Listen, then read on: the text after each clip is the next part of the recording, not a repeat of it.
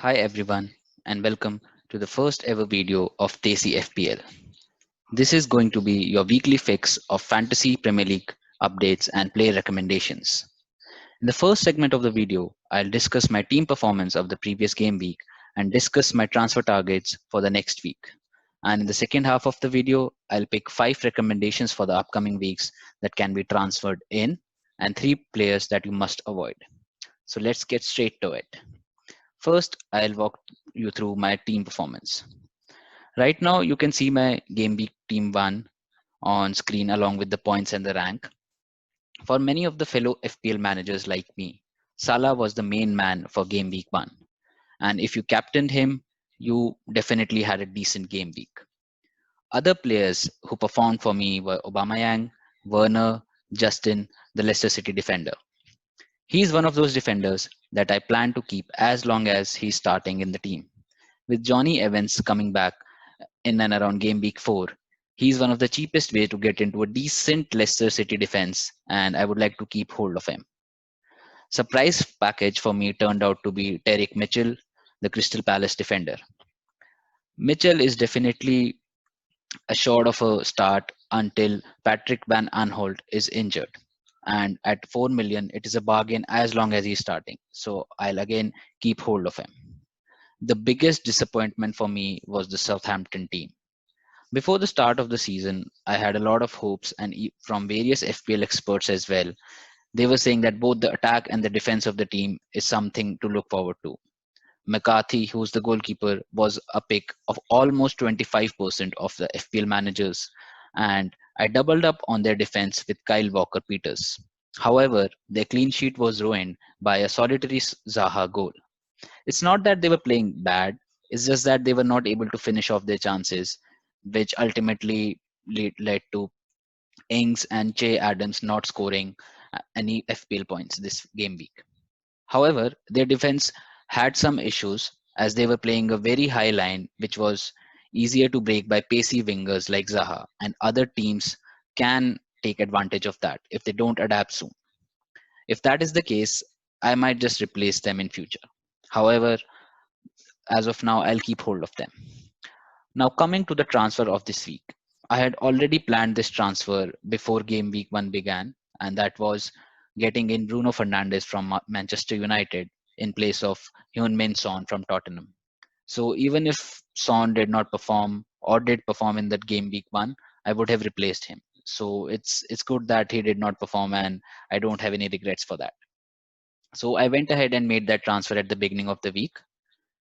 As you can see, next week, game week team, as you can see currently on the screen. Now, I understand that Pulisic is injured right now, and I might take a hit if Pulisic is not fit by Friday and bring in uh, James Rodriguez from Everton, who had a brilliant game against Tottenham. So I am planning to do that if he's not fit, but I'd still wait for Friday until Frank Lampard makes his press conference. Now, coming to the top 5 player recommendations, which are based on game week 1 performance and the upcoming fixture list. So, first one that I want to talk about is Richarlison from Everton. Upcoming fixtures for Everton look really good against West Brom, Crystal Palace, and Brighton. As you can see on the screen, the difficulty rating for all those 3 fixtures is 2. And the only game that they have with a rating of 4 is against Liverpool, which we can bench them. Second one is James Rodriguez. Again, good fixtures. He's a midfielder at 7.5, so a tad bit cheaper than Richarlison. And he had a really encouraging performance considering it was his first Premier League game.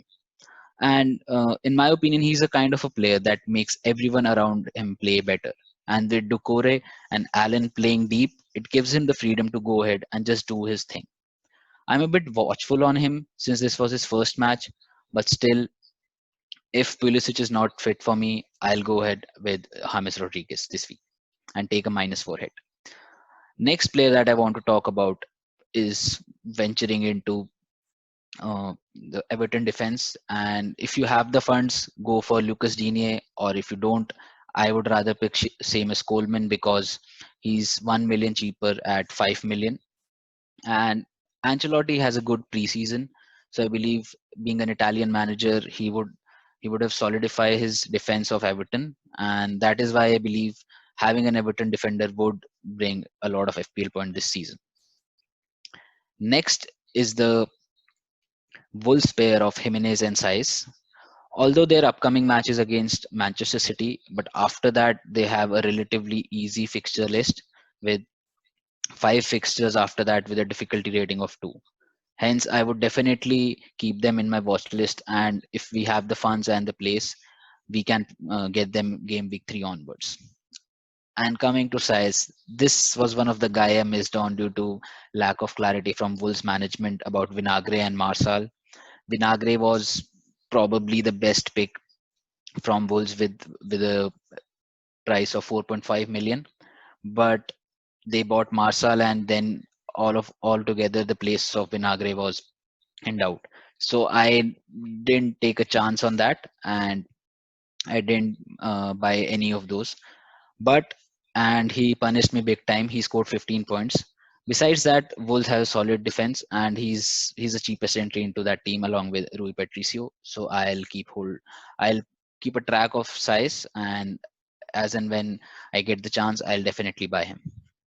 Now coming to 3 players to avoid, those would be Harry Kane, Jeff Hendrick from Newcastle, and Jamie Vardy from uh, Leicester City. Harry Kane, that performance against Everton was absolutely dismal, and I don't see Tottenham picking the form up with Jose Mourinho at the helm. Even the service provided to him by likes of Hyun-Min Son or Dele Alli was not that great. So I don't see him getting those drastic points, FPL points that he used to get in the previous season. I would recommend you can utilize this money somewhere else. He's a big buy at 10.5 million. Now, Jeff Hendrick from Newcastle, he's a 5 million budget midfielder, and I believe a lot of FPL managers are going for him after his 14-point haul. But I still feel there are better options in that range. Personally, I would go for Thomas Suchek from West Ham. But yes, if you want to keep him as a low price budget midfielder, a placeholder for me, then I think it's completely fine. It's completely your choice. But I'd still pick Suchek for his goal threat. And then Jamie Vardy. It's a bit of a conundrum. He scored 13 points, which is a lot. But if you see at the stats, he had no shots on target from open play. Those two were penalties. And as we know, you don't always get penalties, right? So it's simple. At 10 million, I won't go for that guy, right? You can look at Martial or Jimenez with a lesser price, and you can use the remaining funds elsewhere. So that's all I have from this episode, guys. Hope you liked it. And if you did, I request you to share, like, and subscribe to this channel. This is my first attempt at this, and I would really like your support on this. FYI, I'll drop a video every Friday at 9 p.m. Indian Standard Time so that you have enough time to make those last minute changes before the action starts on Saturday. Thank you, guys. Have a great weekend, and hope you have a great fantasy week.